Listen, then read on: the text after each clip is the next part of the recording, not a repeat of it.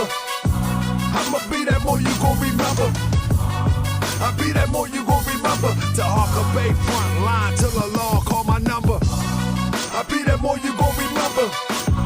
I'ma be that more you gon' remember, that's right. I'll be that more you gon' remember. To Harker Bay front line till the law call my number. If you a friend of the Moors, then you a friend of mine. I was told to watch my enemies, now hold my line. Those that speak against the prophet, they speak against me. And I'm speaking about the prophet over Drew Ali, who was the first to remind you and bind you back to Morocco, the mountains, Mississippi, and Quebec. Told you you wasn't black, proved it with straight facts. You tripping off trunks, you need to be tripping off that. Now here we go again, acting like you a slave. The same people talk European, I'm the babe.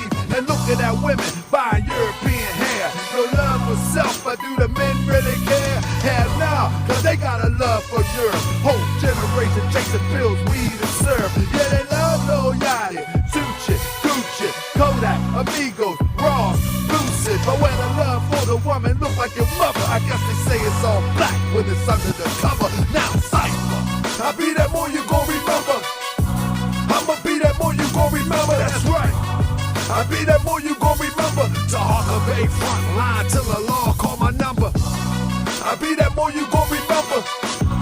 I'ma be that more you gon' remember, that's right.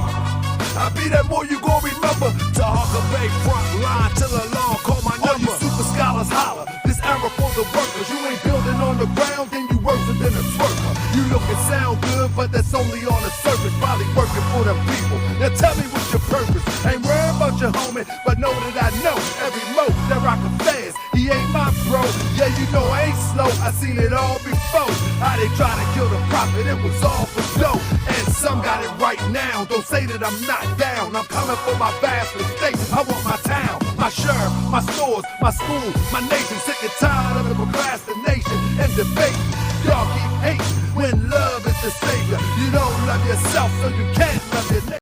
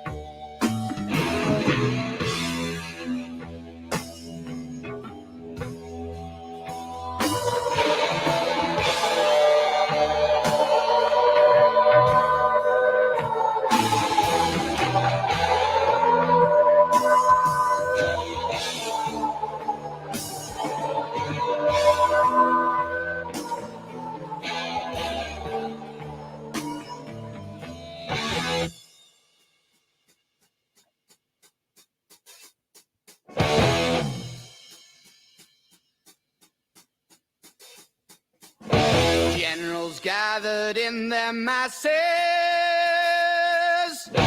just like witches at black masses. Evil minds that plot destruction,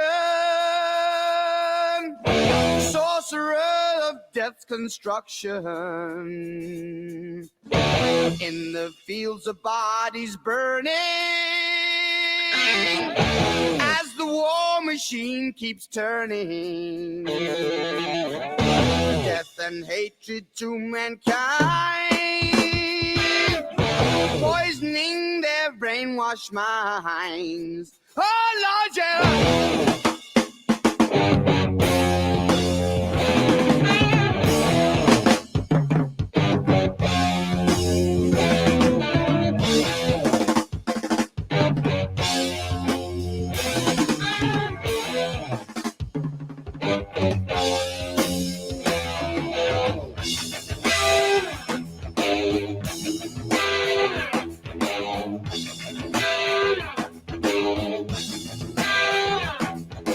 Politicians hide themselves away. They always started the war. Why should they go out to fight? They leave their all to the poor. Yeah.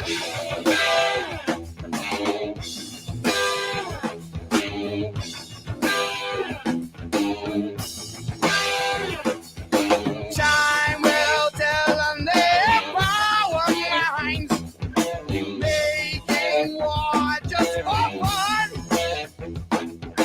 treating people just like boys and chess. Wait till the judgment day comes. Yeah.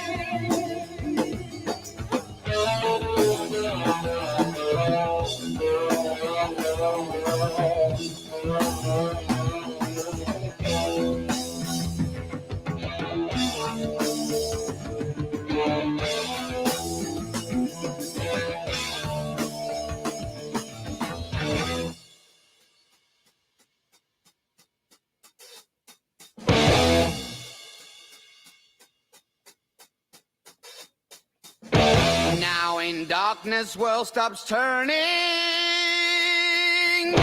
Ashes where the body's burning. No more war pigs have the power. And as God has struck the hour, day of judgment, God is calling. On the knees, the war pigs crawling, begging mercies for the sins. Satan laughing spreads his wings. Oh, Lord, yeah.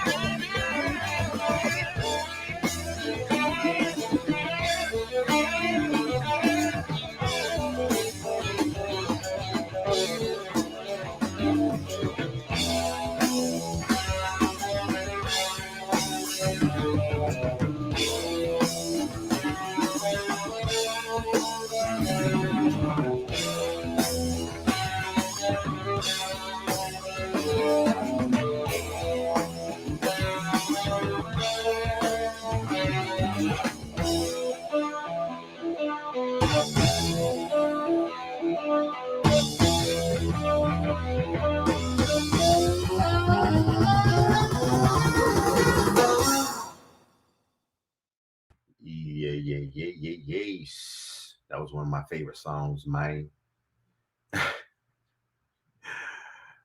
Joel, listen to rock. Yes, I do. Yes, I do. Definitely do. So we're waiting for Mr. Chris White right now. Um, hope everything is copacetic. How's everybody doing tonight? This should be a nice one for the books. Um, hopefully we can get him on sooner than later. So how's everybody's night going? How'd y'all like the Super Bowl? I thought it was I thought it was bad, man. I thought, well, it was a good game, but I just didn't like how the refs got involved with it. It is part of the game, grabbing, especially at a pivotal moment such as the Super Bowl. To make a call like that is kind of crazy. It's kind of crazy. So how'd y'all like it? I know some Kansas City fans or people who like Patrick Mahomes or all right, he's coming. All right, just got a text, he's coming. Well, I know y'all appreciate the victory.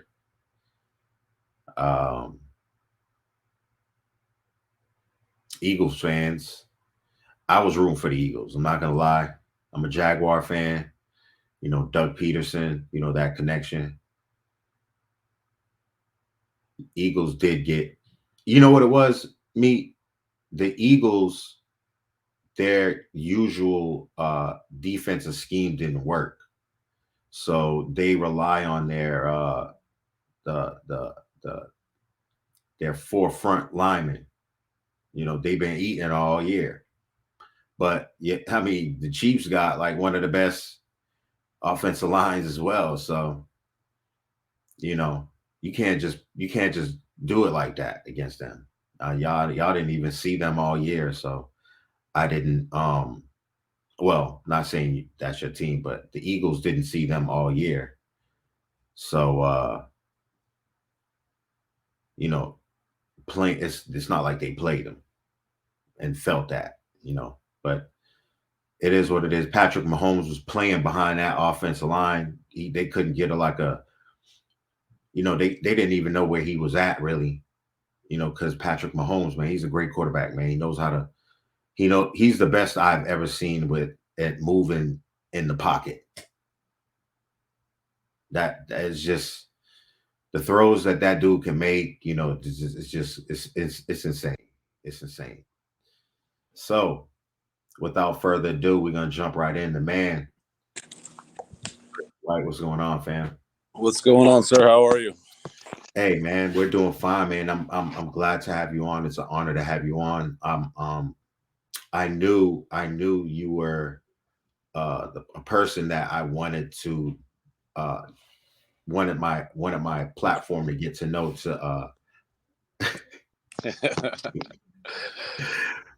to get to know, what's going on, Tina? To get to know and to what I like to do is I like to have people on who can actually share information and just share their journey with the American bully community, not just the bully community, just the dog community, the bull community, whether it's Frenchies, whether it's pit bulls, Great Danes, whatever it is, they can get a piece of something from Dog Talk. So you were so many people were hitting me up after that video that we did and man, you got to have him back on. I'm like, calm down. We got him. He's coming back on. We got him. So I wanted to ask you, what was the first dog that you ever had before French bulldogs and American bullies? Yeah, I started with American Pit Bull Terriers. and some AM staffs. And this was before the ABKC was created. So they're UKC dogs. And I mean, my AM staffs were registered AKC, but my American Pit Bull Terriers were UKC, and they were closer to the lines of working dogs, you know. And I was a teenager at the time, because I met Dave, and I don't know if a lot of people know this, but anybody that knows James Cooper, him and I used to be kennel partners back in the early mid 2000s, you know, like around the 2005. What was the name? What was the name of the kennel? Florida's Elite Bullies. So yeah, so we had Florida's Elite Bullies together. We were kennel partners back then, but so my dogs before that was American Pit Bull Terriers and AM staffs, and I had a Frenchie and I had an English, you know, but they weren't a focus. They weren't a focus of mine like the Frenchies are now.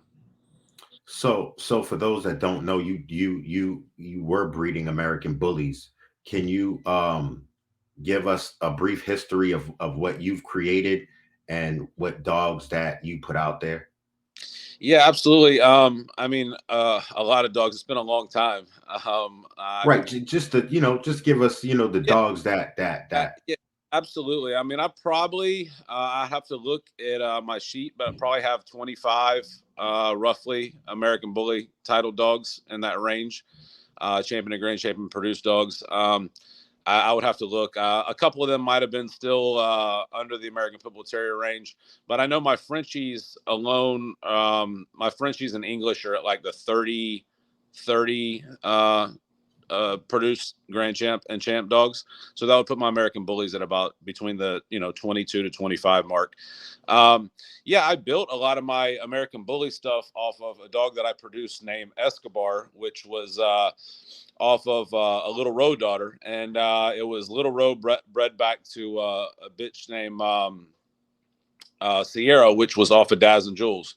So anybody that's old school pedigree people, it was Cairo Viagra Daz Jules was pedigree, which was one of the it was some of the original stock in the creation of the American Bully. I had a Knuckles daughter, Knuckles granddaughter. I mean, in our program we had Hate, which was the Rock's little mate brother off of Cairo Piggy. And I'm talking old. This is old school, blood. This is old school stuff. But I utilized her to create Escobar, and then I utilized Escobar. I built a lot of dogs off of Escobar. I think he had over 20 titled offspring, and I produced my boy Mickey off of him. But I built a large majority of stuff off of Escobar, which was one of my main boys. So the American Bully back then and the American Bully now, what do you think is the difference between those dogs? Because I hear a lot of people speaking about we need to go back to the old school dogs versus the newer dogs, which no, I'm I disagree. I disagree with that, and a lot of people say that. A lot of people say that weren't around then. They either weren't around then, or if they were around then, you can take a deep look at their kennel, and they haven't really produced a whole lot over the years. So when I tell people in dogs, it's in anything in life. Like it's just like basketball, right? Like you can play basketball your entire life and never be any damn good at it, right? Just because you've been around doesn't mean anything. And it's that the comment that people use sometimes, OG, I guess it is. Right. It's kind of a it's a comical comment to me, because OG doesn't really mean anything, to me. Mm-hmm. What have you done with your time is the important piece. I mean, I know people that have been in dogs for a short amount of time that have done a whole lot. I know people that have been in dogs a whole lot of time and done absolutely nothing, so I disagree. That was the foundation, right? So it should always be respected, because that was where our dogs came from. But the dogs have evolved greatly since then. Like if you look at a lot of the really, really good dogs in today's world, they were way better than the really good dogs back then. Those good dogs were foundation pieces. that we utilize to catapult to the dogs today.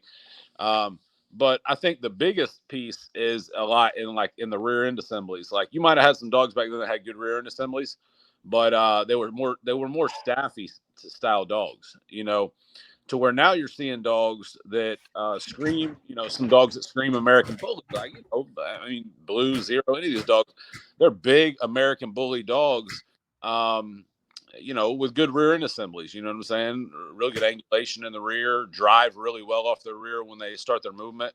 And you didn't have a lot of that back then. People could say, yeah, you did. I mean, maybe King Kamali did, but even if you look at, man, I don't even know. Even a lot of those dogs, man. I don't think the rear end assemblies were as good as some today.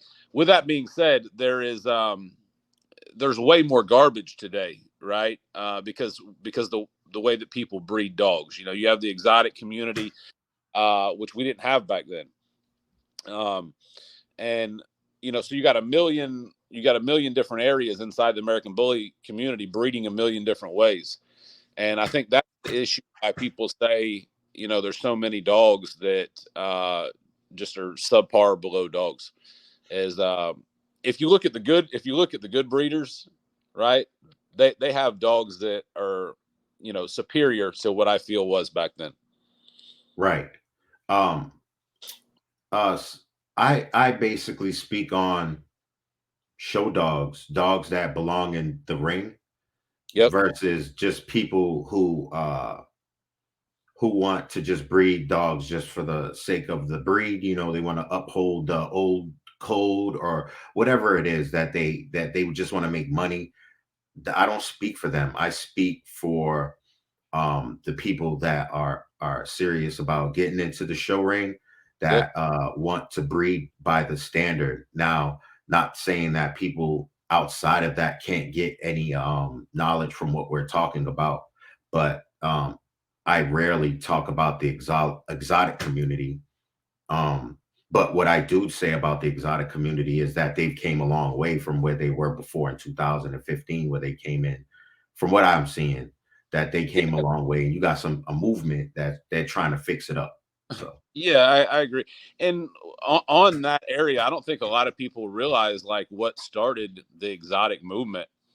A lot of people don't understand that like it was a standard style dog that started the exotic movement. really, Yeah, people know who he is too, Paco. Marco Suarez boy Paco. That dog specifically it wasn't used in the exotic dogs.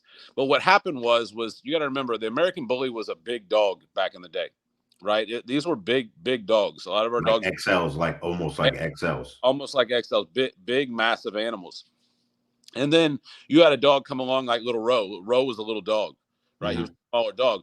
But then you had the Roe Paradise breeding, which produced Paco, and Marco got Paco. And this is what a lot of people that were around then will tell you, I think really started the push for smaller dogs, which is what led, I think, to the exotics being created, because the fascination with a smaller dog, right? So Paco was never bred to any this or that to create the exotics, but the small dog look was started by Paco. Just the idea of it, the visual of it. 100%, because Marco got this dog in California, and anybody that knows Marco Suarez is a really good friend of mine. Marco is a fabulous marketer, right? Anybody that meets Marco falls in love with the guy, right? He's just a great guy to love. He's just genuine. He's a happy-go-lucky guy all the time.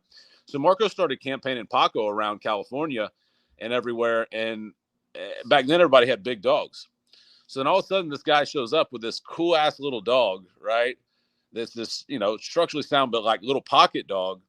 And that's really what created the pocket scene in the American Bully was Paco. That was the dog that really pushed that scene, which led to more and more people wanting pocket dogs, which led to them wanting smaller and smaller dogs, which eventually came the exotic community, So I don't know. I mean, Paco didn't, he had nothing to do with the exotic specifically, but he was the one dog that pushed for the smaller dogs in the American Bully. because everybody fell in love with that dog when they seen him. Right, right. So, but the pockets now versus Paco, how would you add them up? You know, because I know we're talking about standard dogs, but now we're talking about pockets, and you saying the vision of the pocket started with Paco. How do they add up to that dog now? It was a little different, like Paco didn't have a crazy extreme head. He was just a complete packaged little dog. He just really had everything, that you desired in a pocket dog. And he was, one of the coolest little dogs that we had seen back then, and he was a smaller dog. So it's really tough to answer that question, because you almost have to put Paco, as though it was a long time ago. Right. Right. So the last time I seen Paco was a long time ago. I mean, you're talking, whatever, 14 years ago, 15 years ago. So you almost got to take that dog and put it beside the dogs today. Right. To really, a picture, video, this, it doesn't do it. And as many times as I saw Paco, it's still tough to, put them next to some of those dogs and compare them, because it's been so long, Right. So what discourages me a lot, and when I been to a couple of shows with the American Bully, is that you see some of them with the good stop, nice muzzle, good head, but it's a lot of people who still have that slope, Amstaff looking stop, and it's more people. I would say it's like maybe like 85% of the breeders who come out with these dogs, and they're breeding these dogs. They're coming out as puppies. It's like they're not changing. They're not. What do you say to these people that don't want to move forward? That they think this is what it is right now. We're not moving back. We're not moving forward. We don't want the short muzzle because we're in fear of health or breathing or something like that. What would you say to these people? Well, the biggest thing is that you got to look at like the vision of the American Bully, right? If you want to, breed Amstaffs, then you go breed Amstaffs. Want to breed American Pit Bull Terriers, a working dog, then go breed American Pit Bull Terriers. We don't need to, with American Bully, we do need to keep the dog healthy, but at the end of the day, you have to, if you don't have type, you don't have anything, so like, type is what separates the dog from looking like another breed, essentially. Like you got to look at that dog and say, hey, that's not an Amstaff. Hey, that's not an American Pit Bull Terrier. That's a damn American Bully, and you have to get so much type that it's just like the separation and looking at a French Bulldog or looking at a Boston Terrier, because of all the people that have came into breeding French Bulldogs. There's a lot of tweeners out there right now, right? So you got a lot of people that don't know how to breed French Bulldogs, and they're breeding color dogs, and they're producing a lot of dogs that don't look like French Bulldogs. The type is what, is the biggest piece in the breed. You got to look at the breed and know what it is. So that's the biggest thing is if you're going to breed American Bullies, you have to have type in your program. And that's the biggest piece, That's what Mr. I'm sorry, go ahead. That's what Mr. Ramos is saying right now. Yeah, what's up, Chris? What's going on? Yeah, you're because if you don't have type, then you're just breeding a dog that you really don't know. Hey, it might be this, it might be that. It has characteristics of this breed, but characteristics of this breed too. So yeah, that's the biggest thing is that you just have to make a decision, and I'm going to have type and move forward. I think a lot of people, like Mr. Ramos said, people put structure over type. They think that's more important when it can all go together. It can all flow together instead of separating it. Why not put it together? But there's one thing that I wanted you to explain to the people here. Can you explain the muzzle and the head, the top skull, the ratio from the muzzle to the top skull or to the head? Yeah, with what determine, like, what are you asking, like So the how big the muzzle is supposed to be yeah, versus the the top skull? 90 degree, are you talking about like the 90 degree in the stop, basically what you're looking for? Yes, sir. Yeah, that's the biggest separation, because a lot of people will say, like, this finger, that finger, what I'm saying, within the muzzle. The biggest piece too to me is the stop, right? Because it changes. The muzzle can be a tad bit longer, depending on the size of the dog. But the biggest piece that changes that whole head structure is the degree of the stop, right? So that stop being at that 90, when you look at that dog, and you have the stop from the side that's like this, compared to that sloping stop which you talked about earlier, that's the piece that really changes that head. And it changes the entire head. So if you have that deep 90 stop, then your head is going to automatically look a lot more like an American Bully, right? um and as the muzzle goes on, because you'll have people say, like, oh, two finger, three finger muzzle, whatever the case may be, that's also going to change a little bit on the size of the dog, whether you're at a pocket dog or the variation. But to me, in the head, the biggest thing is the stop, right? If you have that sloping stop, it changes the entire head. It also changes. It also changes in the eyes. You ever seen the American Bullies that have the eyes a lot? They're kind of close together. Yes, sir. Those dogs really don't have that deep stop, right? Those Right. dogs, there's some dogs out there right now that are some pretty well known dogs, but they got a little more of a sloping head, and the eyes are a little more in closer, and it changes that whole head in the dog. It just doesn't look right. To where when you get that deep stop that goes more up at a 90 angle, you just get that enormous, that American Bully head that you look at, and that it's different from the American Pit Bull Terrier. That it's different from the Amstaff. So, um, this is beautiful knowledge. This was up. So, do you believe that this is the final? Not the final, because there's always going to be fine tuning to all dogs. That's show dogs.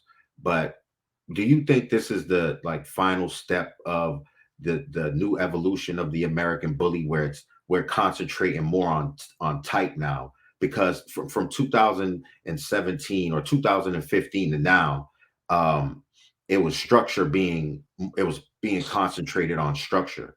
So now, part of the evolution of the American Bully is like, okay, we have the structure. Now we have to breed towards type. And I think this is where a lot of people are struggling right now because it's kind of new. Yeah, and so with anytime you create a new breed, you're going to go through all of these things, right? So, like, people can look at, and that's one thing that people have to understand, that patience is very important, right? Because Mhm. a lot of people aren't going to get it. You have to remember, a large majority of people that breed dogs, they don't know how to breed dogs, and a lot of it's not their fault, right? They just didn't have a good mentor, or that their mentor led them in the wrong direction, if they had one. Some of them didn't even have one. So it's a long process. You look at breeds. Somebody that's been in the French Bulldog breed can say, "Oh man, that American Bully breed is trash." Well, wait a second. The French Bulldog's been around for 150 years. Of course, You type got the is leg up. very relevant in that breed, right? Because they've been working on type for 150 years. We've been working on type for 20 years, right? So it's a different it's a different level. Like, we still have a ways to go, and people need to understand that. A lot of it, really, to be honest with you, comes down to the judging. In the dog shows, it comes down to judging and people really following what's being picked. So I think that the judging has to stay, as good as it can get, and continue to improve. And then people need to follow. They need to breed off of what they see as winning. But if they do that, then the judging has to be really good, right? So it Yes. can be subpar judging, and then people breed off of that, right? So you don't need to breed off of what you see on Facebook, because 99% of the dogs you see on Facebook don't look like that in real life, right? So whatever you Sure. go see at a dog show, and you see that getting put up, the judges have to be held accountable. And I'm a judge, right? So I want people always to hold me accountable. Am I always perfect? No, nobody's never gonna be always perfect. But I guarantee you, if anyone stops and asks me why I made a pick or why I made a decision, I'll always stop and talk to them and explain to them and stuff like that. Judges they have to be held accountable. And that's coming from myself, who that's saying, hey, hold me accountable, right? As Right. well. I do it. So I think that if the judging is really improves and gets better, and people rely more on what they see getting put up in the ring and what's winning, then the breed's going to move forward, right? But if people keep breeding and relying on what they see online, or a picture of a dog, or this or that, the breed's we're never going to get it to go where we need it to go. And it's the same thing with, like, once again, because I breed, I'm so heavy into my French bulldogs. People, if they focus on what they see winning in the show ring in AKC or whatever. And I actually talked to Dave for a good amount of time today, about where the ABKC and where we're going with the French bulldog, and what we need to make sure and do. But if people choose the dogs that are winning in the AKC ring, right, to breed to and to focus on, then that breed continues to have type, right? If judges are being held accountable and putting up good dogs. So the same thing needs to happen in ABKC. That's a fact. Mr. Ramos said, I agree, but disagree because some judges are more focused on structure over type. But Chris is a great judge, and I've shared the ring with this man. I agree with him, but that's why I said before, the judges have to make the right decision, right? So I said that before I went into my statement. The judges, that's why I said the judges have to be held accountable. The judges have to pick the right dogs, right? And then people have to focus on that. So it all starts with the judges and the judges being held accountable. If the judges aren't picking the right dogs, then this doesn't work, right? It doesn't work. So the judges have to pick the right dogs for everyone else in the breeding community to see, hey, these are the style dogs that we need to be breeding towards, right? This is the type that we need to carry for this breed, and with the structure as well. And you can have both. I think when people say you can't have both, it's because you don't know how to breed dogs. You can have both. You can have type and structure. It's not. It's doable, right? I think a lot of these people who have certain followers in a platform that put one above the other has an agenda. That it's more of an agenda to here follow me versus let's do both at the same time. Because it's easy to stay where the American bully's at with the staffy head and the big that's easy now. I mean, but I think what's challenges usually bring the coward out of some people, or change brings the how would I say it? It brings a person who is versed in this field not feel comfortable moving over, and trying something new. So they're gonna stay with the old and make any excuse they can to stay that way versus moving forward. That's why I think a lot of these people in this community are about they don't want to move forward. They want to stay there, but they're not gonna win. That's what I try to tell them. All right, you can go in there with that dog with the staffy head, but you're not gonna win versus what's going in the ring today. It's not gonna happen. Yeah, and that's the separation. When I say the dogs from back in the day to the dogs today, like, I saw a lot of those dogs back in the day. I seen them all. I mean, everyone. I was in the ring with Hef and with Mr. T out of Paco, Georgia Bell, against Hef and the Bully Palooza back, I think it was 07 or what. Like every one of those dogs, from Thing to Kamali to the Rock to I saw all those dogs, in person. So there's better dogs today. Like there just is. Like that's the facts. I mean, Kamali was a really good dog, but there and Paco was a really good dog as well. But when you look at some of the dogs and the substance that they carry, along with the structural assemblies, I think there's some really good dogs today. There's not a boatload of them, right? Right. There's not a ton of them floating around, but there's some good ones. Right. So if we use those dogs as examples and try to focus, saying, hey, this is really what we're shooting for here, right? Tight and structure, right? And is the structure going to be ideally perfect? Maybe not right now, but for Christ's sakes, the breed's 20 something years old, right? Right. Like let's back up a second, it's just going to take time, man. And you got to have patience, man. Patience is the biggest thing. You got to do the right thing over and over and over again. And it takes years. It really takes years. I was telling some people this the other day. We were talking about Frenchies. And I told them, I said, when I started breeding dogs, I was willing to commit decades to have a great program. Like I knew that it was going to take decades. So I was willing to sacrifice decades to develop a great program, because I knew that's what it was going to take me to build generational wealth in my program. And to fix shit sometimes, sometimes stuff doesn't work out and you got to go back to the drawing board and it takes a little while to fix it. So that's the same thing with American Bully, man. It's just going to take time. It's going to take correct breeding for what the desired look is. And it just takes a lot of time, and you got to repeat the process over and over and over again to get consistent at it. That is the truth. What made you transition to the French Bulldog? I know earlier you said you had one before when you was breeding American Bullies, and you had a Bulldog, I think you said, but you said it wasn't your focal point. Yep. So what made you transition to the French Bulldog to start showing and breeding? So for me, I was getting closer to what my ideal American Bully was, which I tell people, like Mickey was my ideal American Bully, right? Was he a perfect dog? No, but he was everything that I desired in an American Bully dog. And I still have him here. I still have him. He's like 7 now, but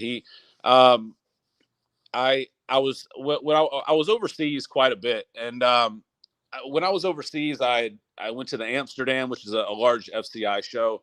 I've been to Worlds, Crufts, a lot of these major shows over there. And the dogs that I was seeing over there were just stride lengths more impressive than the French Bulldogs I was seeing in America. Mm-hmm. I was kind of at a point to where, like, I needed I needed a new challenge, I guess you should say, right? And I loved my Frenchie that I had many, many years ago. And I just knew that, like, hey, it's, this was going to be a new challenge for me, and a bigger stage as well. And that was another piece. Like, our boy Mateo just got accepted into Westminster. They send out the little cards or whatever. So, that's a dog you produced? No, Mateo's a dog that we recently just bought. Yeah. Oh wow. And so that was the other big piece, was a bigger stage, right? The French Bulldog has allowed me to step into a different arena and compete in a different level, and that was another big challenge for me as well. So I just needed, I'm kind of person that I kind of get bored easy, with stuff. Like, I'll set a goal, reach it, and then I need a new goal immediately. And the French Bulldogs kind of gave me that. They kind of gave me a whole new arena to work in. And I had some goals I wanted to accomplish in the ABKC with it. And then I had some goals that, moving forward, I wanted to accomplish in the AKC, which we're working on right now. Wow, that is amazing. So basically, you're saying it was like a super outcross then. It added that vigor to the line. Yeah. Well, yeah, for me, it was just like, okay, so, like, I love the ABKC, right? Like, I remember before it was started, like before, I remember when, I remember the conversations of, like, hey, this, getting this registry started, so I've been around that for a long time. So the ABKC will always be very dear to my heart.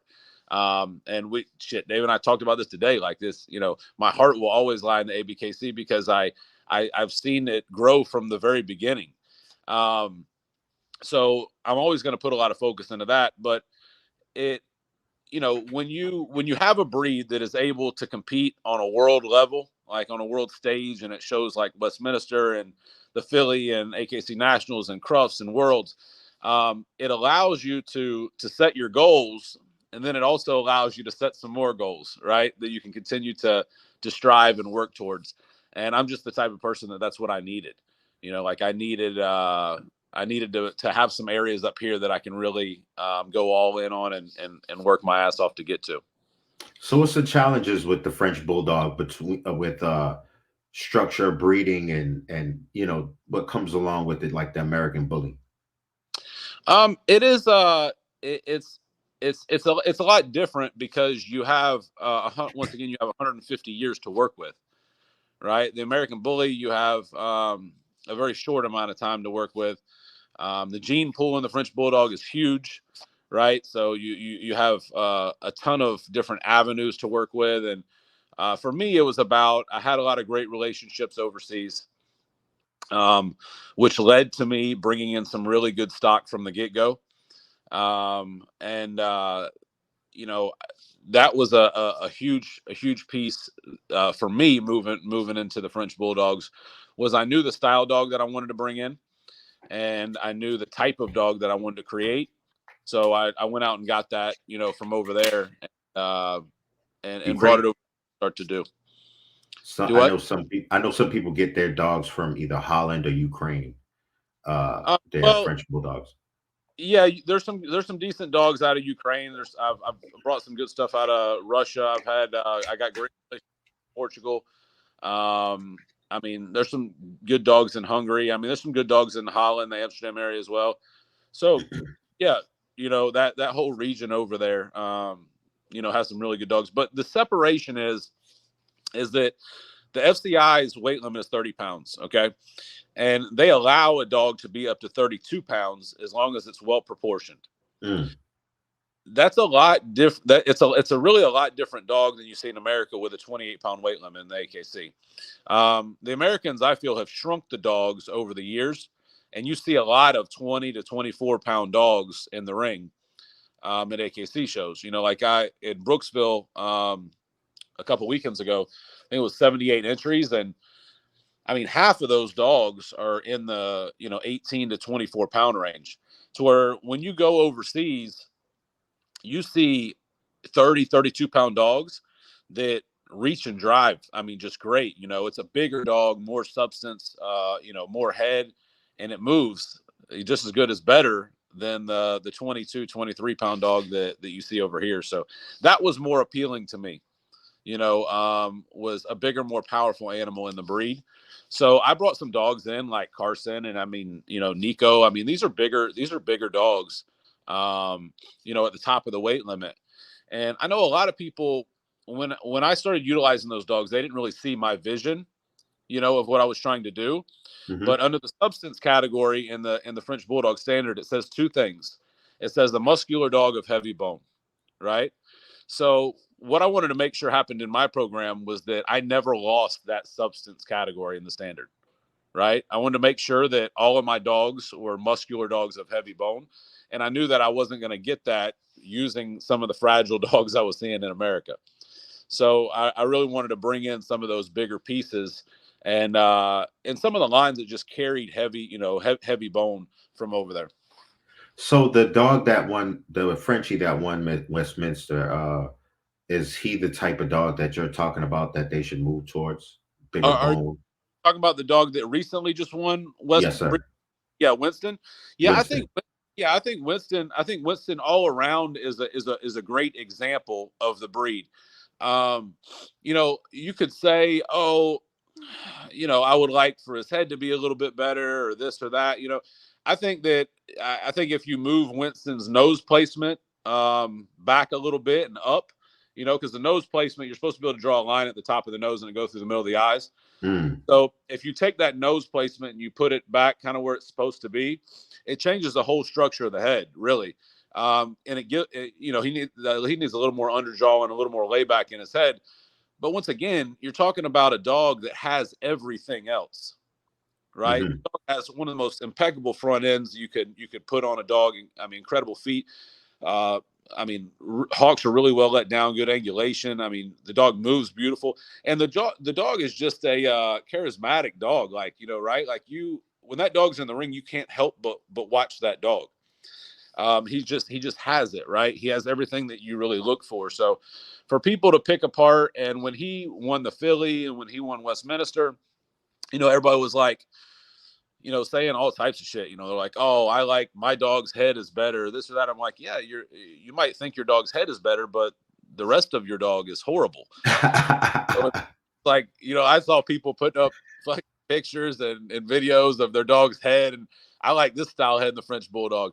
I'm like, yeah, that's great, right? But what about the shoulder assembly? What about the rear end assembly? You're not even, you know, your dog's feet are horrible, you know, like, so that's what they forget, is that, like, in a dog show, it's like the best overall package is what we're looking for, right? Not just one piece, right? It's not a dog head show.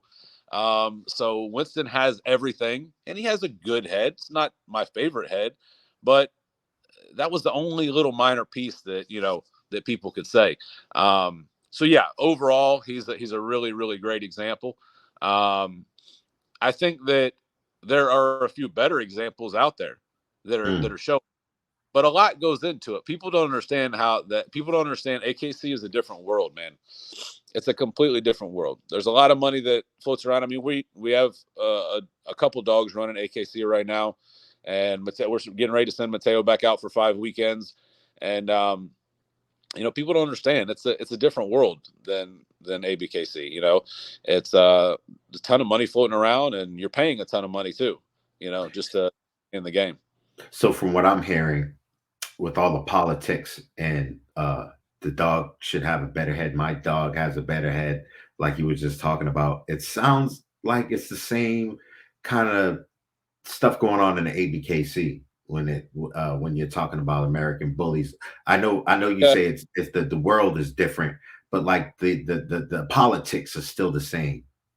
Well, I would say ABKC politics are about 5% of what AKC politics Wow. are. But it's a different world over there, man. It's a completely different world. Yeah, I mean, you got dogs flying around in private jets. You got, you know, $250,000, $300,000 motorhomes, hundreds of them sitting at AKC dog shows. It's a different, you know what I mean?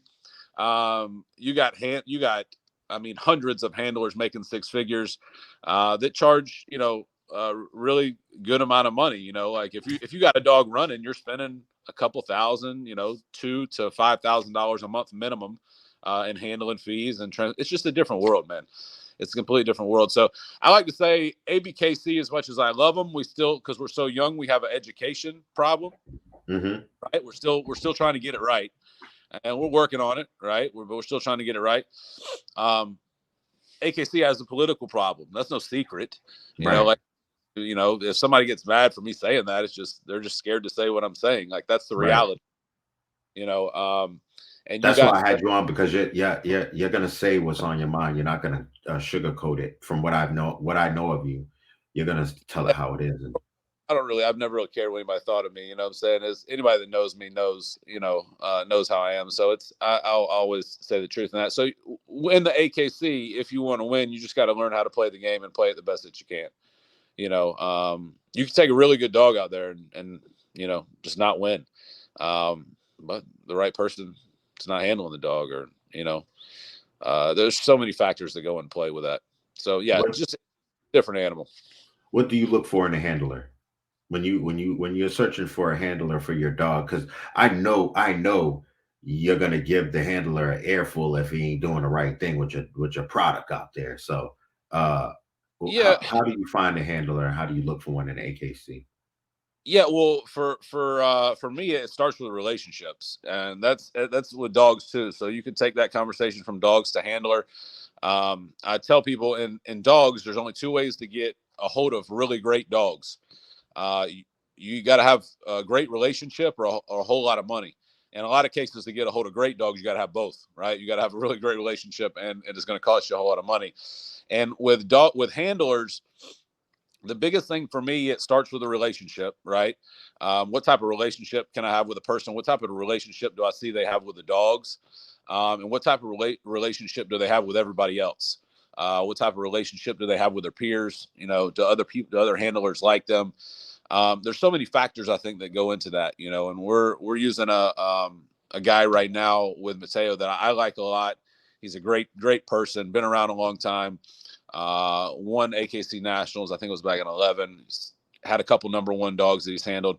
So there's a lot of factors that go into that, and it has to be a very smart decision, because if you got a dog running, you know, 4 weekends a month, it's going to cost you probably $4,000 or so for the month, you know. So you got to make a smart decision on who you hire, and but then also sometimes the reality of it is sometimes there's not a dog handler connection, and it's a business decision, right? So if the dog handler connection isn't there and they're not winning, then you have to move on. That might not be anything against the handler. That handler might do great with another dog. It just might not be there with your dog. So there's so many moving factors that come into play with that, you know. And a lot of it's too is trial and error. You know, you just see how they do with your dog, see the connection there, see how they present your dog. Is the dog reacting good to them? You know, and then moving forward. But I would say it starts with the relationships first. You know, I'll feel out my relationships with different people, which usually know more, you know handlers and different stuff, and I'll kind of get a background on the handler, and then if I like what I'm hearing, then I'll move forward and contacting them and start to build a relationship with them and go from there. That's what's up, man. That's so it's a lot. It's a very professional in that AKC. Do you think that the people in the ABKC should adopt the same type of attitude, or do you believe the ABKC was created for like a more casual, more relaxed environment when it comes to dressing up and being presentable for in the show ring? Yeah, I think that the atmosphere at ABKC is refreshing to a lot of AKC people, and I've heard Hmm. that. Mm. Right? If you go to an AKC show, a lot of times, most of the time, they're not very fun, right? Like it's very straightforward, right? Boom, boom, boom. I like it because I'm in the background, right? Like I'm over on the side. I like to watch dogs. I like to do my thing. So I'll be at an AKC show, and not many people might know that I'm there. You know what I'm saying? I'm Right. just off in the background doing my thing, and but for a lot of people, there's no involvement, right? Because it's literally like a business, and it's like boom, boom, boom, boom, boom. Um, so ABKC offers something refreshing, you know, that is the family-like, fun, helpful atmosphere that AKC's where is a little more uptight. You know, there's a lot of people been around for a long time. Sometimes they don't like new people. They don't like. There's just so many things that make that a tough arena to enter into if you're not already there. So I think that ABKC's, I think that they're, you know, the atmosphere of it, I wouldn't ever want to see that change. Like the family, you know, environment, everybody getting along, you know, type of ordeal. I think that it would be cool to see the handlers get paid more. The handlers are, you know, maybe some of them dress nice now, but all of them, you know, everybody dress nice as this registry moves forward.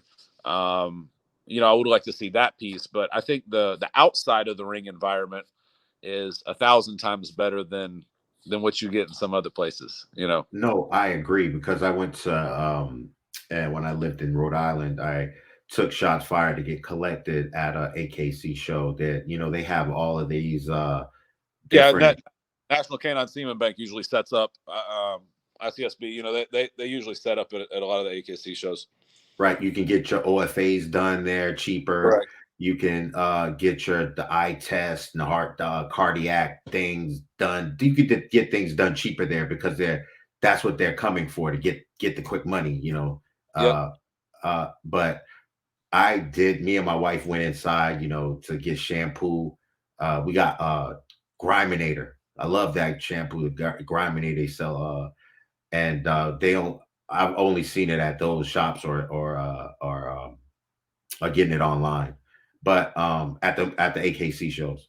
But they have so many things that they're selling at the AKC shows. It's like, wow, they have, look at this, look at that, from dog Yeah. treats to Yeah. collars to shampoos. They have people there that set up booths for grooming. It's amazing, but the you can cut the tension in the air with a knife at 100%. those shows.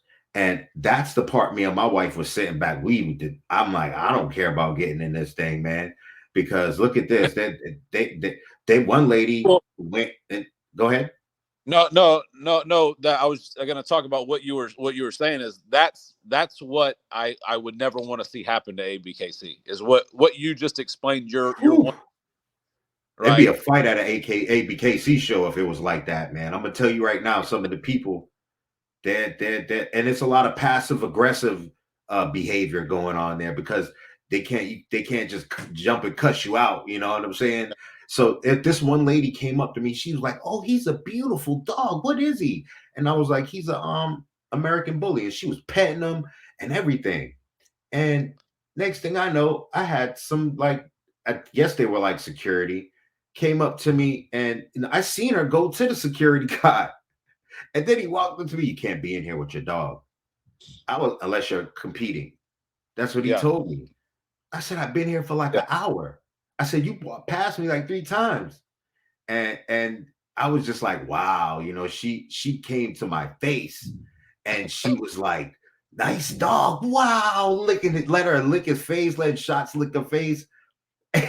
And next thing I know, she went and told the people on me. And I was like, geez, man, we had to leave. And we was having fun. We was eating funnel cakes and we bought a whole bunch of stuff. It was like an event to us, but that was crazy. It's just a different arena, like it's a completely different arena. And, like it's, the people there, like, you might meet some real people in ABKC, like I tell people all the time, like if I don't like you, I'm just not going to associate with you. Like I'll probably tell you I don't like you. Right. That doesn't mean, Right. I don't want to, that doesn't mean that I want to fight you. I just, if we don't get along, we don't get, it's fine. It Like is what it is, right? Let's be adults about it.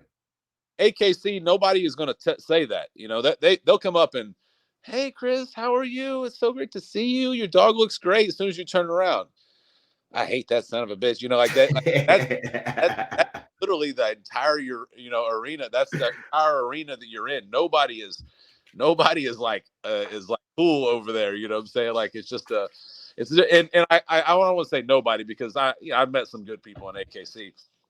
But you got to remember over there, the tension's so tight because everybody's getting paid over there. Right. Right. World, like these handlers, that's what they do for a living. Right. They travel from show to show to show, and, like if you were in Brooksville, you pull into the Brooksville show. And like I said, you see like 300 RVs there. Jeez. One dog show, setting up, and they take it very seriously, and there's a lot of money that gets invested into campaigning dogs over there. I mean, you're talking about, top 1 to 5 dogs. I mean, anywhere from $75,000 to $200,000 in campaigning fees.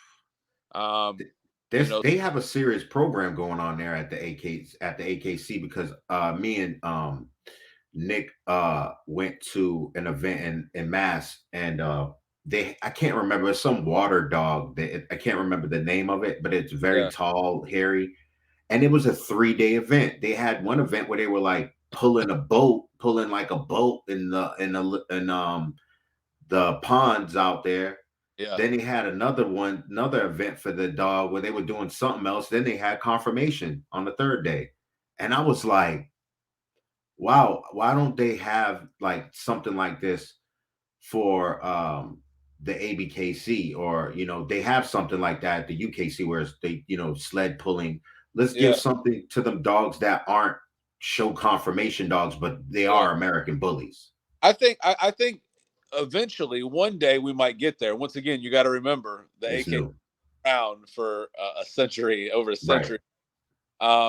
they're at a completely different stage of existence and development that ABKC is at. You know, like ABKC is still like literally, it's still an infant stage, right? And people forget that. That's why when we're talking about progression of the American Bully, like there's a lot of things that need to happen, but we're still at an infant stage of this breed, and that's what has to be remembered sometimes. I think people forget that sometimes.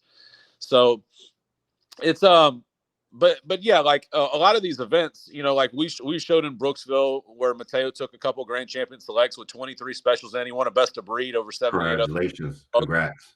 I mean, those are tough shows to win. People understand. I mean, you got dogs flying in from all over the country, and these are 5-day events. They start on Wednesday, and they're Wednesday, Thursday, Friday, Saturday, Sunday. And that's what Tina just said. Tina Moore. They're 2 weekends in a row. So you got 5, and then you have a couple days off, and then you got Wednesday, Thursday, Friday, Saturday, Sunday, and then you got a couple days off, and then Ocala starts where it's Thursday, Friday, Saturday, Sunday. It's just it's a different world over there. You know, it's just a completely different world. I like the challenge, right? Like it's very challenging to me, you know. So I've had a couple of people ask me like what, because last year we had a really good year, ABKC. You know, we had 3 dogs in the top 10, the number 1, the number 3. So it's like, for me, I need a new challenge now, right? And that's why I love the French Bulldog so much, because it opens up another avenue for me to step onto a different stage and compete. And that's why I love being in this breed so much, you know.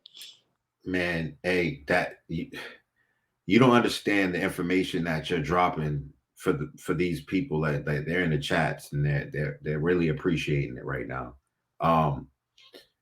So this is a question from Ava. It says, is a breed club needed for the American Bully? Absolutely. You got to remember, in the AKC, so in the AKC doesn't really, the breed clubs are what determine the standard, essentially, and determine the changes in the standard. You know, like we saw this in the French Bulldog in AKC in 2018. They changed the breed, you know, from double tracking to 4 tracking. The breed had been a double tracking breed for 100 damn years, but that was changed by the breed club, not by the AKC. The AKC didn't come in and do that. So absolutely, you know, there needs to be breed clubs, I think, across the country. And I think that piece right there, having breed clubs and having groups together, helping each other breed a better dog, is what's going to help the American Bully move forward, right, in the right direction. That's why you have breeds like the French Bulldogs and all these other breeds. You have little breed clubs spotted out all across the country, right, everywhere. And these people work together, right? And what that does is, let's say I have some dogs that you know you might want to use, but you don't know me and you don't have access to me. But if you're in this breed club and I'm in this breed club, and you know somebody over in this breed club, you make a phone call, it connects you, and now all of a sudden you're getting access to some better dogs, which is going to improve your program. It's a complete circle, kind of circle of life, that they all work together, right? Better dogs can be bred with breed clubs because the access to dogs, access to information, and I think improvements on the standard, which is exactly what happens in AKC. So yeah, I think breed club. I think we need a bunch of breed clubs for the American Bully all across the country. To be honest, I try to preach this, that you know, having 100 people on there, having an odd amount of the leaders of the group, what would you call them, the staff for the breed club, the chairman, the president, I can't remember the one who takes the money, the one who yeah, the money goes through. Yep. So it has to be an odd number. You know, I was preaching this like a year ago, but just like Luck said, I don't think Dave Wilson would accept that. And the ABKC, I don't think he would accept um, a breed club, because the ABKC, I don't know.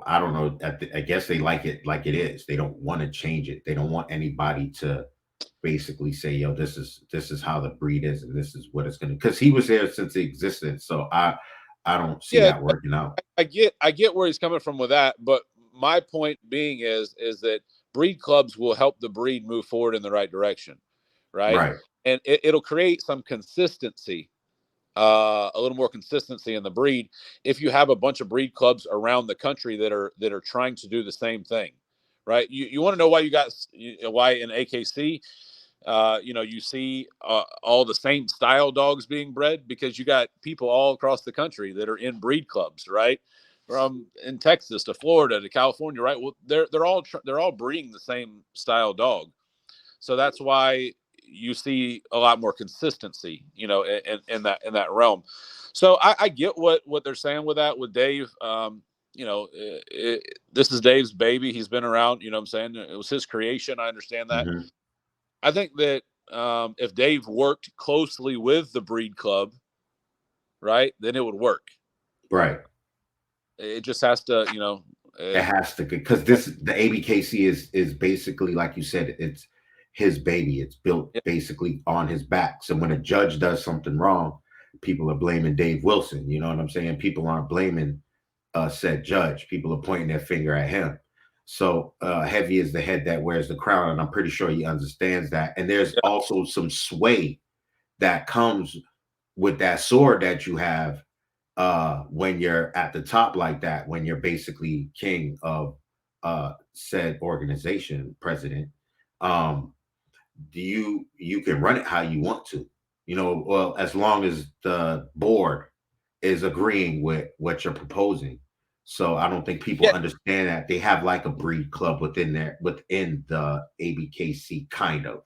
yeah, kind of, but not. It doesn't. The problem is the breed club essentially inside the ABKC, how it is now. It's not helping the dogs become more consistent, across from a breeding standpoint, right?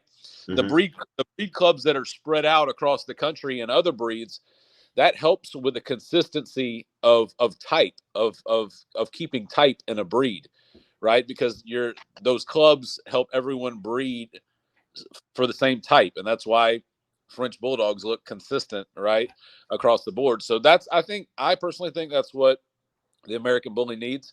It needs that all across the country. And once again, I think that it'll give access, to dogs that people didn't have access to before, and all around it'll just help people breed better dogs. Right. So I think that breed clubs would work in the ABKC if it was silently done, and like you said, all of the people within these breed clubs, whether they're in wherever they are and how many they are, I think they need to breed to that standard, like breed to the standard Yeah. and understand the standard. See, I don't think people understand what the standard is. People say, "Oh, breed the dog to the standard," but you ask them that percentage, what percentage should the muzzle be to the top skull, or where's the withers, or what's the hock supposed to look like, or where's the rise of the loin. These people don't know nothing about this stuff. They just utter this standard, but they really don't know. Well, and that's another thing too, that with the standards in general, right? So, and that's a big problem when we talk about ABKC and AKC, the switch over. When I started to talk about the French Bulldog standard, and I talk to people, a lot of people don't understand just basic stuff like the top line. Like, hey, you're supposed to have rise and loin fall for the group. They don't understand that the top line's a little different, than an American Bully. A lot of people don't understand the head. A lot of people look at the French Bulldog head and they're like, "Oh, I love that flat face." I'm like, "Well, wait a second. The dog doesn't have any underjaw, right? It has no underjaw, no turn up, no layback."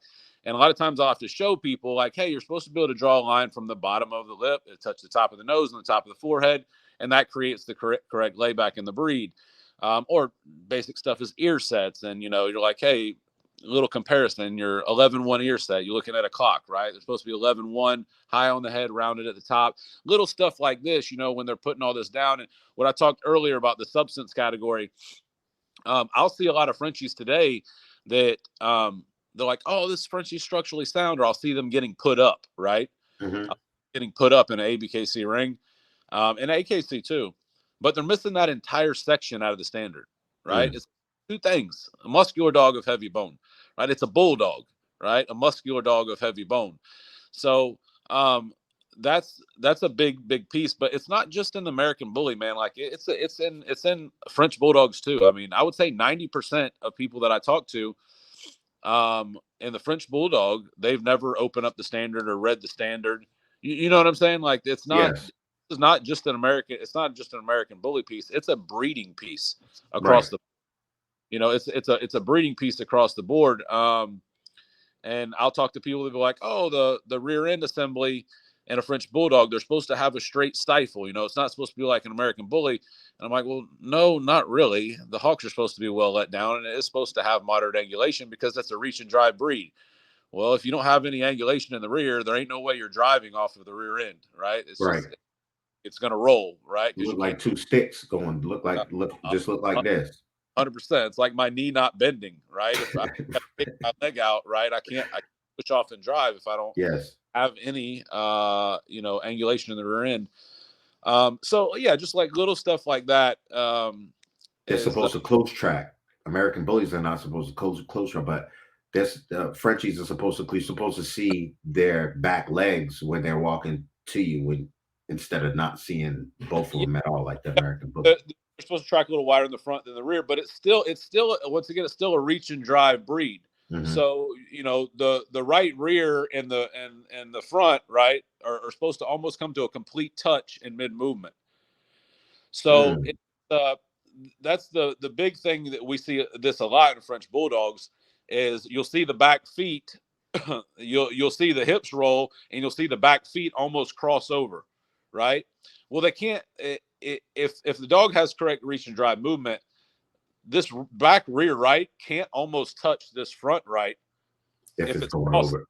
If it's going over, it's impossible, right? We see a lot of paddling in the breed, right? If you see good moving French Bulldogs, they got that good extension in their reach.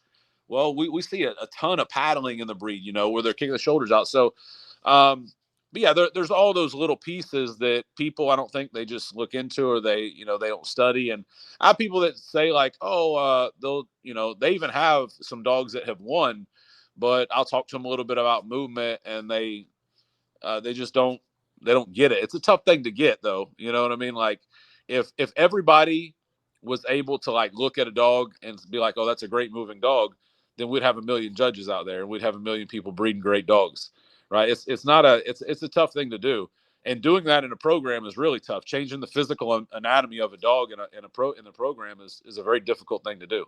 Right. So it's once again, if it was easy, then we would have a boatload of great breeders. So I'd be a judge. I didn't even know when I first got my French Bulldog, I didn't even know it had bad knees. The vet had to tell me, yo, this dog has bad knees. And I found out that's common in that breed. There's a lot of hip issues that goes on with the breed, and I didn't know anything about that, so that kind of threw me off. And plus, to me, they're evil little fuckers, man. French Bulldogs are evil. They're sweet, they'll lick you, but then they turn around and do the most evil shit. Yeah, I don't have a whole lot of evil ones at the house. I think you just got screwed on your end, man. With the yeah, I had an evil one, man. They do spiteful things. I will tell you that. That's okay. All right, so I worded it wrong. Spiteful. Yeah, they do some things, like if they'll do some shit that they know they're not supposed to do, and you get onto them, and then they'll go piss shit on your shoe, on my rug, or or shit like that, and they did it solely because I got onto them, That's crazy.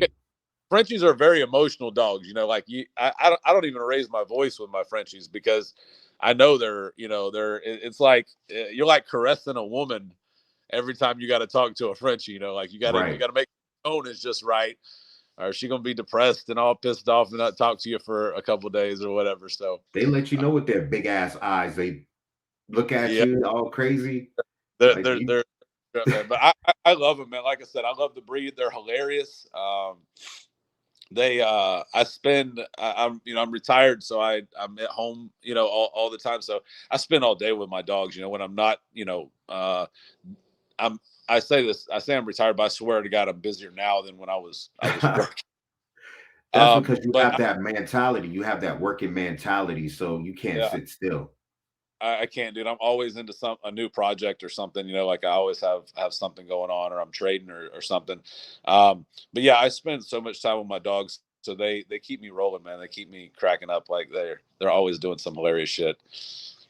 So for the people that didn't hear us, I know we're going a little bit over, but uh for the people that didn't hear the last interview we had, you were talking about vets. You were talking about Dr. Nunn, which is one of the greatest vets that I've ever encountered, and people I heard people talk about. Um, how did you get your foot into that field with uh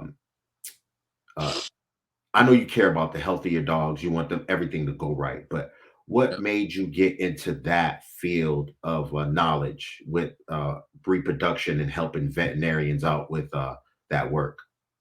Well, yeah. I mean, number one, I think lucky enough to be around some extremely knowledgeable vets in the beginning, and then I had a year, like along many years ago, 15, 16, 17 years ago, whatever it was. I had a come here. I had a year that I just didn't. Oh, let's see my Persian, man. Oh, Maybe that you looks know like a spoiled cat. spoiled is an understatement. But I had a year that I had, a year and a half that I just had breedings not take. It just it sucked, man. Everything was right. Semen was good. My timing I thought was right, and just stuff wasn't working out. So instead of, I guess, getting frustrated, I was like, let me figure out what the hell I got to do to get it right. And so I started to seek out all the information I could across the world. Anybody that I could find to get information from, and that led me overseas, visiting with some people, with some owners of extender companies. I mean, just all types of people. Like I was just going into every avenue that I could. Went to some different seminars and different things, just everything literally that I could to learn in that field, to make sure that didn't happen to me again, right? That I didn't go another 12, 18 months and miss 4 breedings. And once again, this was back in the day before we had all the tools that we have now. And then that just led into me. I would meet new vets that wanted to get into reproduction and they didn't know much about it. And they would hit me up for questions or whatever the case may be. And I still had, Cesar Morales and Dr. Nunn for me to lean on as well. So it just all worked out, man, across the board. And I still have great conversations. I was on the phone. I sent semen yesterday. I was on the phone, or I sent semen Friday, and I was on the phone with a vet today. They were asking me, just timing questions. They just got their IDEX machine like 3 weeks ago. They were using a different mini Vetus machine. They switched to IDEX. So like, it opens the door for me to have so many conversations. And this vet was asking me, how the machine works, what do I still breed if we get to greater than a 20 on it? And just a bunch of great stuff, that they just, unfortunately, they don't teach these vets in regular veterinary medicine school. So you never thought of starting a business, being a consultant to these vets? It sounds like you love it. Yeah, So I just enjoy. I tell people all the time. Once again, like, I'm not a genius. I just am a great listener, right? So I've been around a lot of great people that I've learned a lot of great information from. So if someone doesn't have that information, then I got it for free. Well, with some situations it wasn't free, but I have it, so I might as well give it just to some. something I feel like you can capitalize on that would do Yeah, it's that just would tough. It's tough for me, man. Like, I'm so invested into my program, And then I love, I trade a lot of crypto. I love trading, and I love the things that I do. Right. So it's, I love the things that I do. I just seen a comment come up, Chris. How often do I miss what I miss with the breeding? Yes. Is that? Yeah, I think that's what he's talking about. Yeah, I jinx myself, but rarely. I don't think I've missed a breeding I probably have had one missed breeding in the last 3 years, maybe something like that. So And Ray, I'm a sorry, lot, go ahead. well, a lot of the case that I think that breeding too was on ship semen that I got. The semen wasn't great. If I might have been using a dog at the house, I might not have missed on it. But So Ray, what he was saying in the beginning is that he went through a stretch where his breedings weren't taking, and so he got more involved with the fertility part of the work, the reproduction part of the work. He was tired of missing, so he got more involved with that. That's when he got involved with it, and since then his numbers have been up, his percentage has gone yeah, up. I mean, this was, you're talking about, like, this was 14, 15 years ago, Mhm. when that period.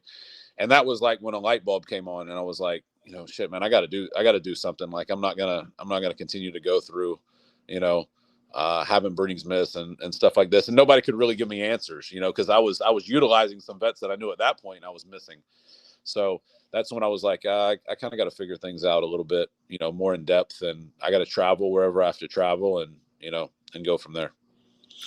Well, we don't want to hold you up any much longer, but for your closing statements, what would you say to the ABKC show ring French Bulldog community and the American Bully community? What would you have to say to these people, or to us? Yeah, absolutely. I think the American Bully, like I spoke on earlier, it's a whole lot of patience and breeding the right dogs. Right, you can have type and structure, continue to focus on striving towards that. I don't think that if anyone says it's got to be one or the other, it doesn't need to be that way. You can have both. You have to have type first. If you don't have type, you don't have anything. But you can have type and structure, and we'll continue to breed to move the breed in the right direction. And it's just going to take time. This is a very young breed. It's going to take time and a lot of consistency. When you look at super successful people in anything, it's not that a lot of them are the best at it, but they're just the most consistent at over a period of time. And that's what has to happen with the American Bully.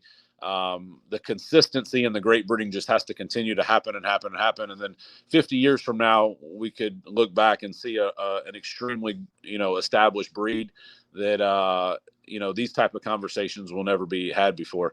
And the French Bulldog, I actually spoke with Dave today for a good amount of time. And we're going to be doing everything we can to continue to grow the French Bulldog in the ABKC. I think last year was a pivotal year for us in ABKC. You had 7 dogs, I think 6 or 7 dogs from the top 10 in ABKC go over and win in AKC. They either won winner's bitch, winner's dog, best of winners, or breed. And then you had a lot of AKC dogs come over and lose in ABKC. So I think last year was the most competitive year that we had ever seen in ABKC with the Frenchies because of the amount of dogs that were able to cross over and win in AKC. And we're going to want to continue to grow that. I've had a lot of conversations with people that are very interested in ABKC.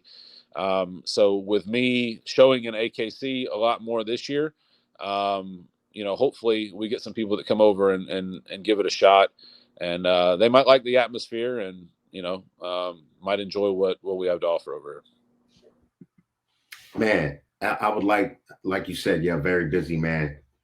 Even though you are retired, you still can't sit still. You can't sit your ass down because that's not you.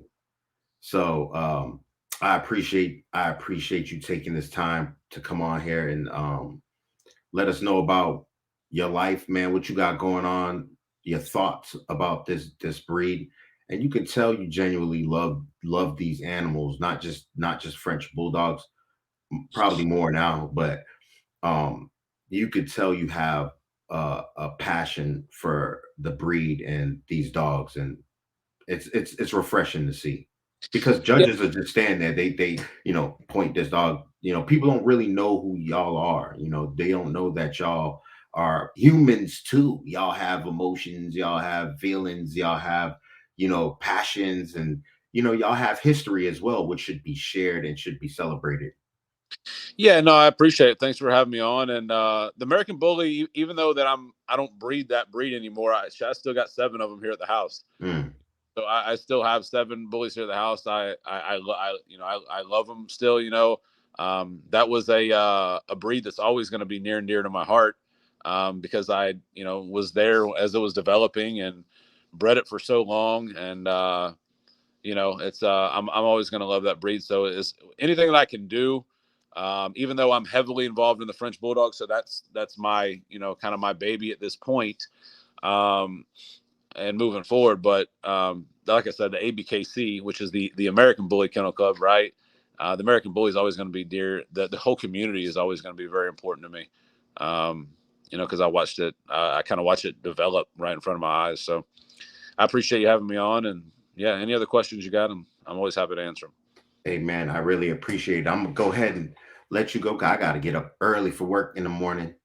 Something that you don't, you ain't got to do. You flip that laptop on and you get your money that way. I already know. I up early though, man. It's one of those things you don't get out of it. So I know you go work out. I know you get it on. So I know you get your day started early, man. yeah, I still have. It's still like a normal day, Dogs, their job. You have them in their job. So definitely. Well, once again, say hello to your wife, and y'all stay beautiful, man. Stay upright like you are, man. And we appreciate it. Just letting you know, there's a lot of people in the comments when I posted the interview on Facebook and in here now that have a lot of respect for you, man, and they appreciate the knowledge that you drop. Thank you again. And it's, I mean, bro, we're continuously learning. Like I still learn every single day. So I'm greatly humbled that people respect me. There's a lot of people that I greatly respect as well. And man, I'm like I said, I'm not a genius. I've just gathered a ton of information over the years and utilized that the best that I can. And I still learn 20 something years into breeding dogs. I still learn every single day. So, um, you know, it's still that mindset of keeping that open mind that like, hey, I'm probably going to come across something new that I've never seen today. And I hopefully everybody takes that mindset moving forward.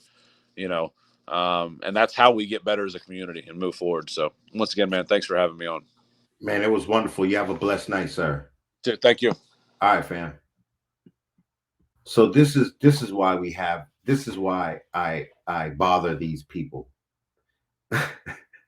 This is why I bother these people to come on, man. I know they're like, I don't want to do this shit at first, but it's a great help and a great service that these people, such as Chris White, Ron Ramos, so many people that's come on this platform and shared their information, and there's so many people. That's what keeps me doing it.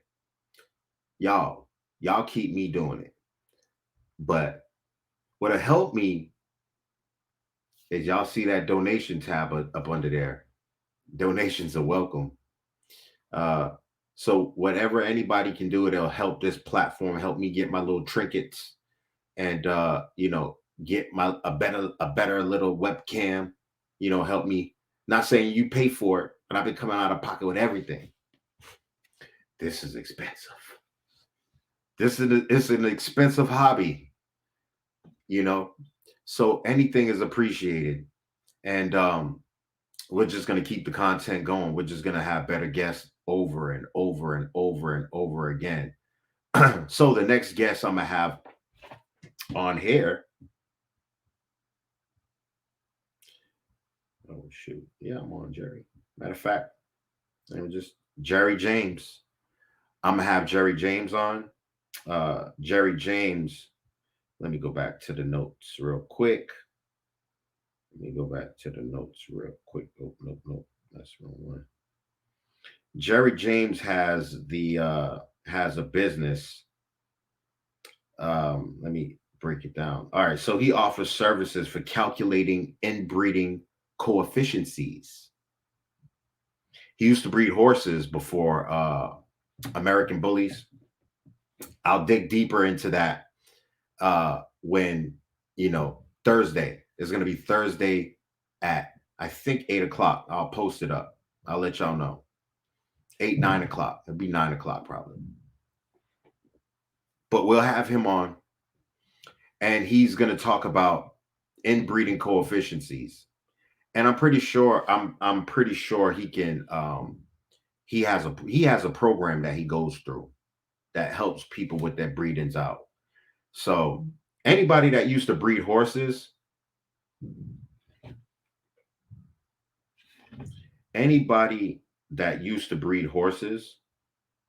can hold on real quick. I like to get the information from them. Anybody that bred horses, they got some information that I need. Because that's why dog breeding started. That's where dog shows started. It started from horses. It started from horses. And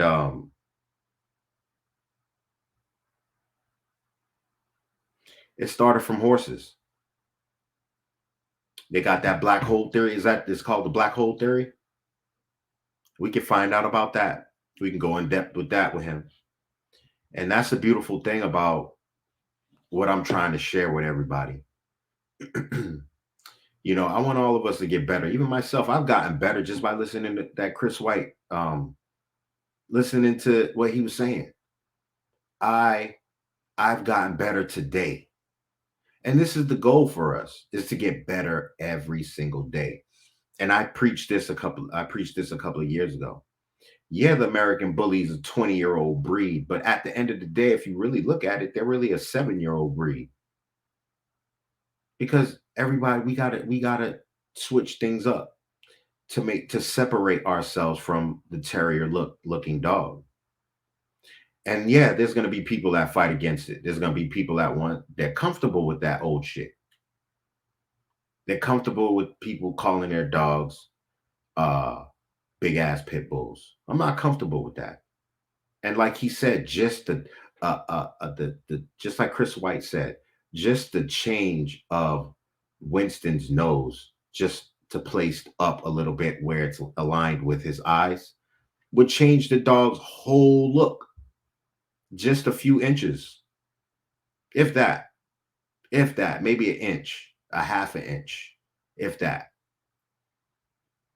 That will make the dog's head look totally different. All right. So these are the changes that we need to make with the American bullies, shorten up the muzzle, have a stop, 90-degree stop, a 90-degree stop. And this is something I need to correct in my program. So I'm not sitting up here on a high horse pointing down at anybody. This is the work I need to do. This is the work I need to get done. I need to get better every single day. I challenge myself. I look at my program. I look at my dogs. I know what I'm lacking. I don't walk around like Daddy Warbucks, like I have it all. That's not me. I need to get better, and it's a process. And like Chris White said, it takes time. And he made sure that when he got into this, he was willing to spare decades. Decades. A lot of people think they can get their first dog and that's it. They're off to that's it. No, that's not even the start. You having your production is not even the start. That's not even the starting line. You pulling up to the event. You're pulling up to the event. You still sipping that coffee. You still got your what's those shoes that they wear now? I got some on right now. The Crocs. You got your Crocs on right now. You ain't got your running shoes on. You got Crocs on right now. You got to disconnect. You got to disconnect your Bluetooth from your phone, from your car. You just pulling up. I didn't realize that. I didn't realize that shit until it was explained to me. And it's a challenge. A lot of people ain't up to that challenge. They find out how long it's going to take, how much money, sacrifice it's going to take. Once that hit them in their chest, a lot of people walk away. I want to say 85% of people walk away. Because since I've been in it since 2015, it's been a revolving door. It's been a revolving door. And I know a lot of y'all that's been in it for 5, 6, 7 years, y'all seen it too. Because they come every year. They're in and out. Every 2 years, they're in and out. You see the next best breeder that never had a litter. You see the next best breeder that's never had a litter. They only got a male dog. They ain't even out the bed. They just purchased a male dog. They not even out of the bed. They still knocked out sleeping. You're not even close to the race. They just bought their first female. Oh, I'm going to produce the best breed. You still in the bed, bro. Sis, you still in the bed. You ain't even opened your eyes yet. You having those night dreams.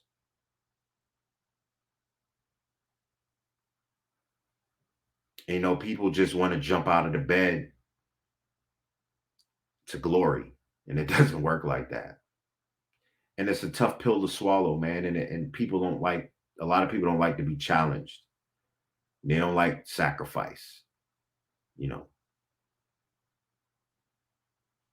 So this is why I do it. This is why I have this platform. It's for people to learn, man. I'm learning at the real time. I'm learning at the same time you're learning. The information that I'm getting from a lot of information that I'm getting from these guest breeders on offsite, I'm getting is and I'm sharing it. I'm not just keeping it for myself. I'm not just keeping it for myself. I'm not saying I'm the greatest. I'm the best. Nobody can breed like me. I'm not boasting on myself like that. I'm trying to share this information with anybody that's willing to embrace it.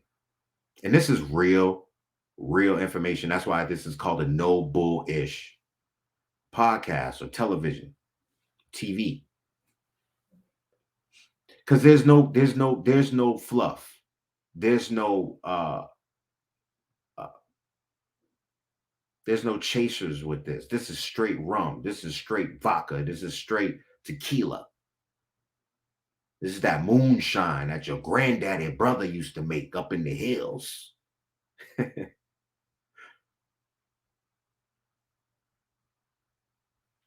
me see. A lot of people made a name off the dog they bought. I have, but that doesn't mean my breeding program was tight or I knew where I was. I was in the bed. I bought Shots Fired and I still was in the bed. I was winning best in shows with him and I was in the bed. Cindy was popping. I was in the bed. This applies to me as well. I just got my vision maybe 2 years ago, 3 years ago. About 3.5 years ago. I got my vision. I was still in the bed. But now I'm getting out of the car right now.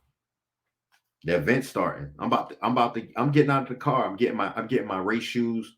I'm getting my race shoes out of the trunk. I'm getting ready to go up to that starting line. I'm getting ready. See, that's the problem. You know, a lot of us still sleeping. You breathe wrong. You walking backwards. You can walk forward. You can pull up to the event, do a bad breathing. You jumping back in that bitch and putting it in reverse. You finna go back home. You're not headed to the starting line. And we got to understand the only finish line in this game is when we quit, when we retire, when we stop. That's the finish line.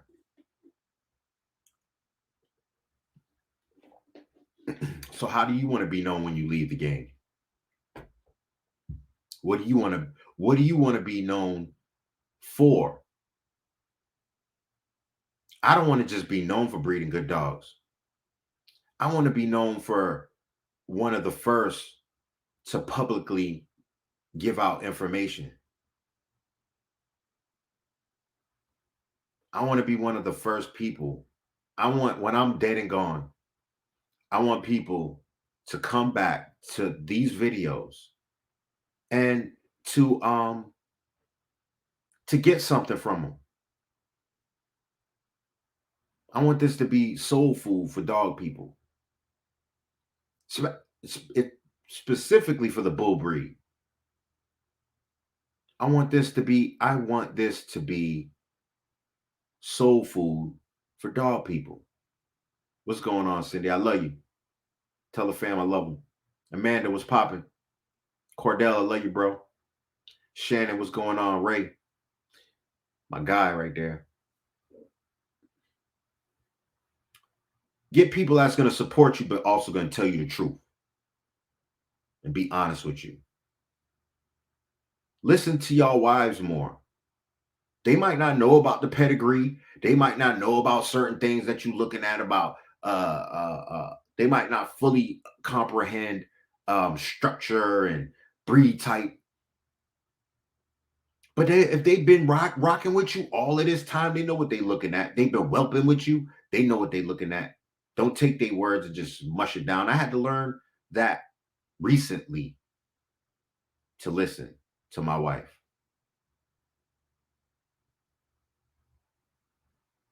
Because, yeah, she might not understand more than I do. But when I sit down and explain things to her, break it down to her, she gives me her honest opinion.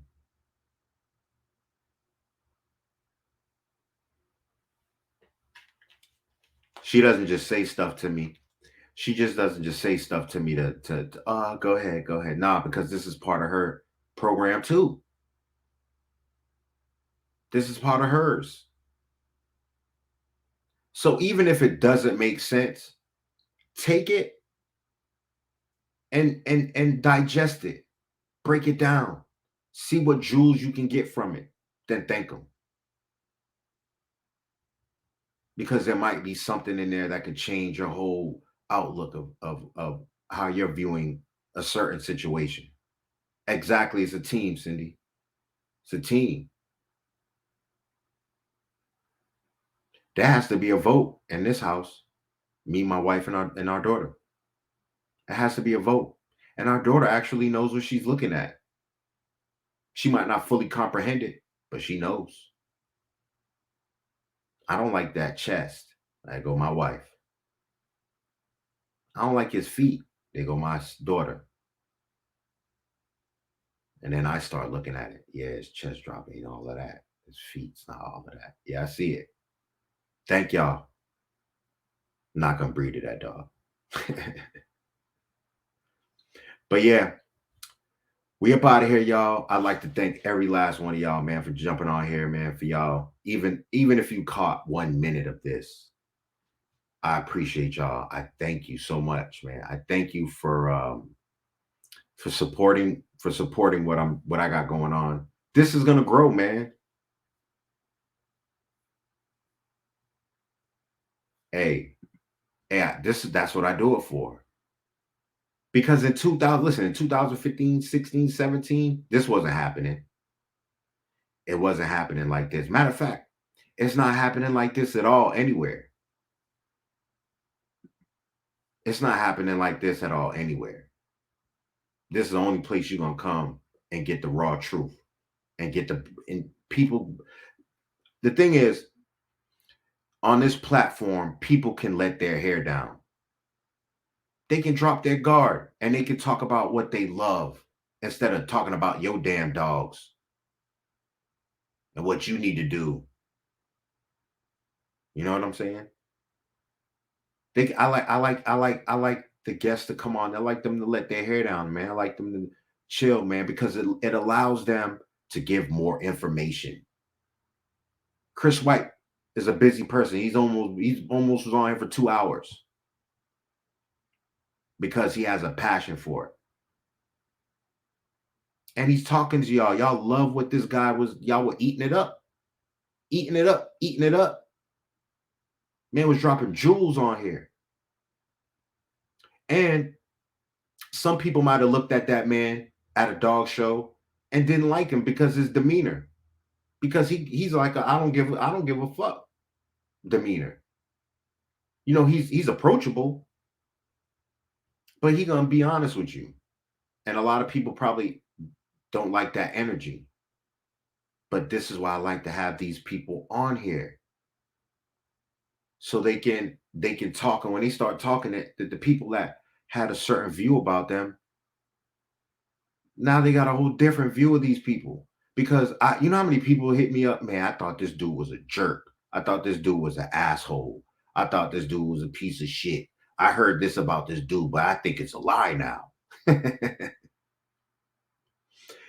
This is what we do this for. You know what I'm saying? They need the opportunity, all of my guests, especially the judges, no matter what registry they're at. But I like to focus on the ABKC judges because they get shot down a lot by the public, by people only that's never even been to ABKC show.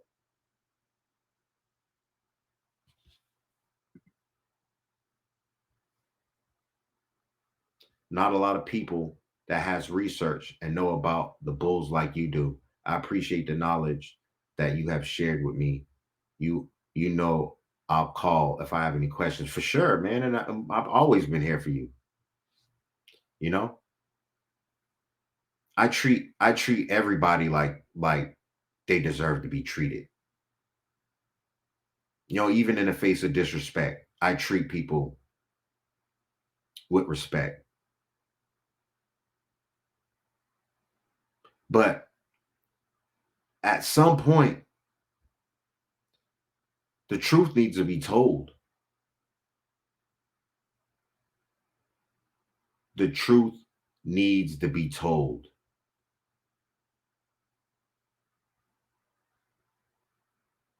The truth needs to be told. Anna, Pie Dad, Solus, who's that? Who's that, Angel? If that's somebody I should be interviewing, let me know. If you speak in another language, you say it's I'm sorry. But we don't need to be holding hands and singing kumbaya. I'm not saying none of that. That's never gonna happen. There's too many personalities in this dog business, in this dog world, for us to all get along. It's not gonna happen. So please stop that. Let's hold hands. Some people need to be exposed. Some people need to be put out there. Some people are outcasts. It is what it is. There's groups and there's just people for every title of it. There's people that aren't good breeders that give out all the information. They think they know everything. They ain't good breeders. They're not good breeders. Look at what they're producing. It doesn't even match the written standard. So how are you a good breeder? And you know, this platform is to help guide people whatever way that's going to make them succeed. Not which way I want you to go, but whatever way is going to make you succeed. And that's what's important. All of us succeeding, rather than us holding hands and and kumbaya and skipping up and down the yellow brick road. That shit ain't gonna happen.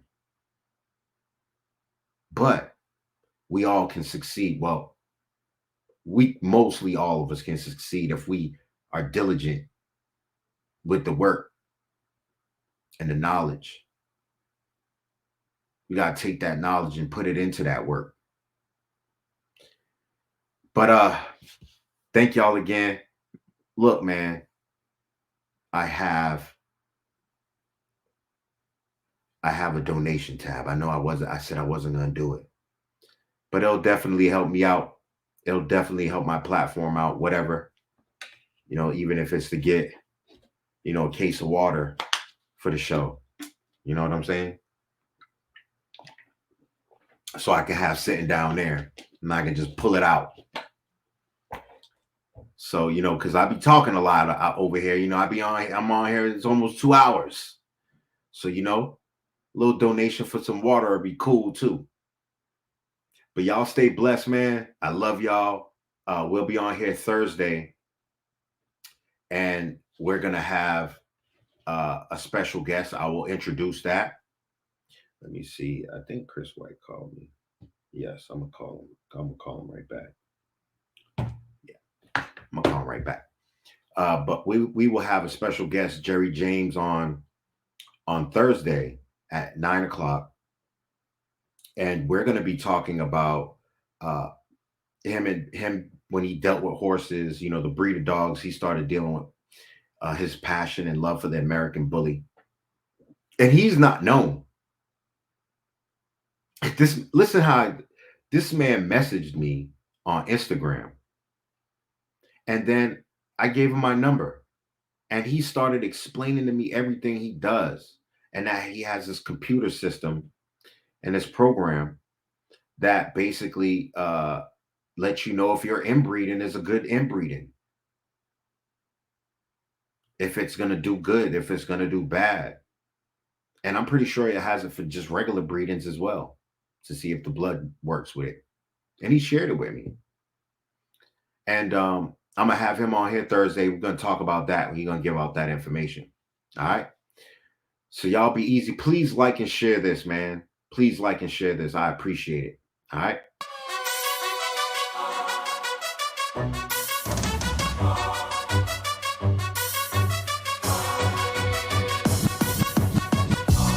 I be that more you gon' remember. I'ma be that more you gon' remember. I be that more you gon' remember. To Harker Bay front line till the law call my number. I be that more you gon' remember. I'ma be that more you gon' remember, that's right. I be that more you gon' remember. To Harker Bay front line till the law call my number. If you a friend of the Moors, then you a friend of mine. I was told to watch my enemies, now hold my line. Those that speak against the prophet, they speak against me. And I'm speaking about the prophet over Drew Ali, who was the first to remind you and bind you back to Morocco, the mountains, Mississippi, and Quebec. Told you you wasn't black, proved it with straight facts. You tripping off trucks, you need to be tripping off that. Now here we go again, acting like you a slave. The same people talk European how to bathe, and looking at women buying European hair. No love for self, but do the men really care? Hell no, cause they got a love for Europe. Whole generation chasing pills, weed and syrup. Yeah, they love Lil Yachty, Tucci, Gucci, Kodak, Amigos, Ross, Lucid. But when the love for the woman look like your mother, I guess they say it's all black when it's under the cover. Now cypher, I be that more you gon' remember.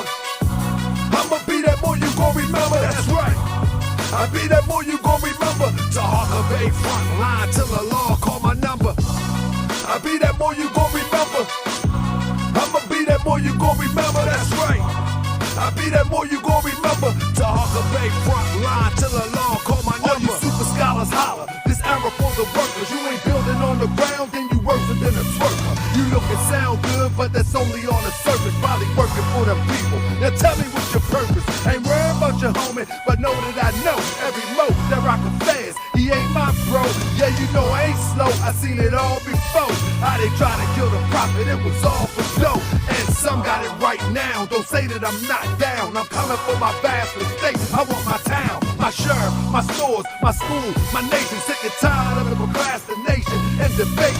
Y'all keep hating when love is the savior. You don't love yourself, so you can't love your neighbor. That's why you kill and fight and marry out of your race. If you ain't for Moorish world, then get out of my face. Cause Chinese love China, Italians love Italy. If you used to love the Moorish world, come on and build it with me. Let's go. I be that more you gon' remember. I'ma be that more you gon' remember. That's right. I be that more you gon' remember. To Hawker Bay front line till the law call my number.